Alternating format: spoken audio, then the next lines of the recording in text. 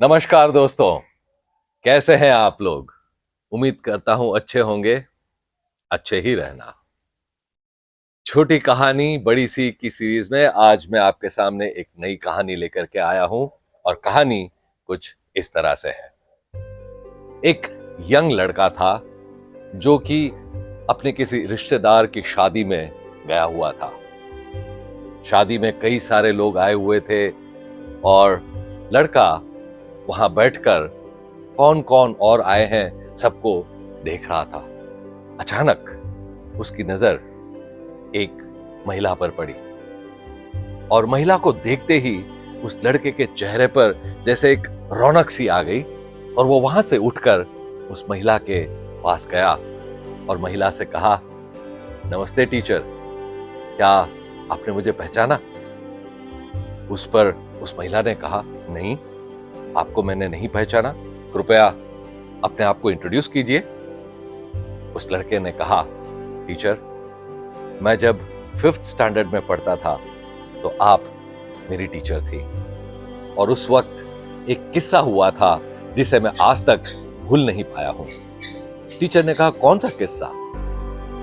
तो इस लड़के ने वो सारा किस्सा टीचर को सुनाया और उसने कहा, टीचर, 5th स्टैंडर्ड में जब मैं था, मेरे साथ और जो बच्चे पढ़ते थे उनमें से एक बार एक बच्चा एक बहुत ही खूबसूरत घड़ी पहनकर आया था और उस खूबसूरत सी घड़ी को देखकर मेरे मन में एक ऐसा विचार आ गया था जो शायद मुझे नहीं करना चाहिए था, लेकिन मैंने उस बच्चे की वो खूबसूरत घड़ी चुरा ली थी क्योंकि मुझे वो बहुत पसंद आ गई थी। और कुछ देर बाद वो लड़का रोते रोते आपके पास आया था और उसने आकर के आपसे कहा था, टीचर टीचर, मेरी घड़ी खो गई है, किसी ने मेरी घड़ी ले ली है।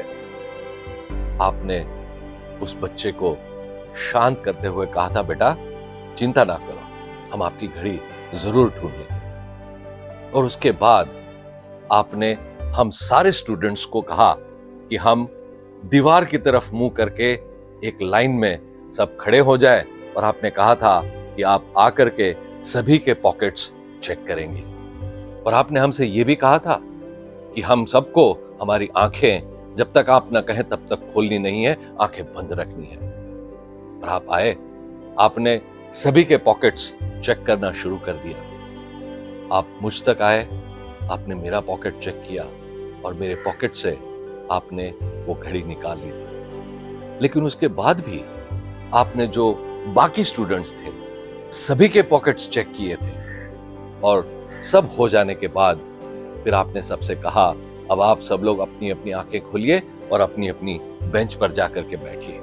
और उसके बाद आपने वो घड़ी सारे स्टूडेंट्स को क्लास में दिखाई थी और जिस बच्चे की वो घड़ी थी आपने वो घड़ी उस बच्चे को जाकर के दे दी। मेरी उस वक्त हालत बहुत खराब हो गई थी।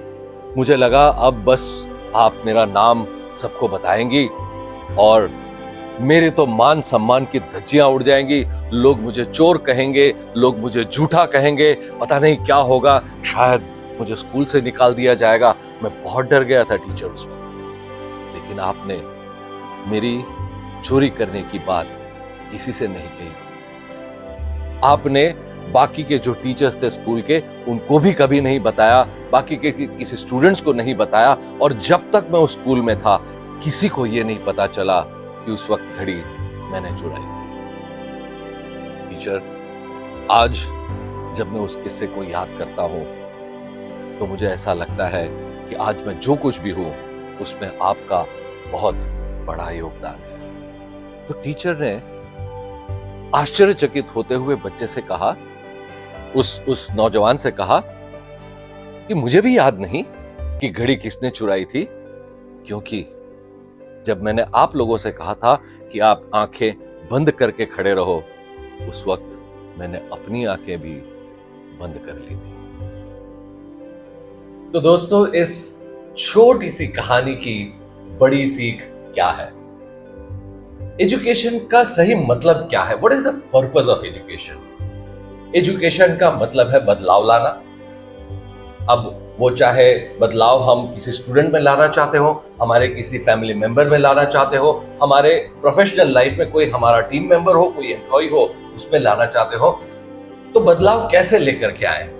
अगर कोई गलती कर देता है तो क्या उसको उसका एक ही तरीका है कि हम उस इंसान को अपमानित करें, कोई बहुत ही एक्सट्रीम पनिशमेंट दे दे, उसे धुतकार दे या फिर निकाल ही दे, चाहे वो ऑफिस हो या घर हो या स्कूल हो?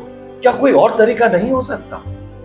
तो दोस्तों, बदलाव लाने के लिए ये जरूरी है कि हम किसी को एक और मौका दें, आत्मनिरीक्षण करने का। Change can be brought in by giving someone a second chance and by protecting their dignity and self-respect. Namaskar.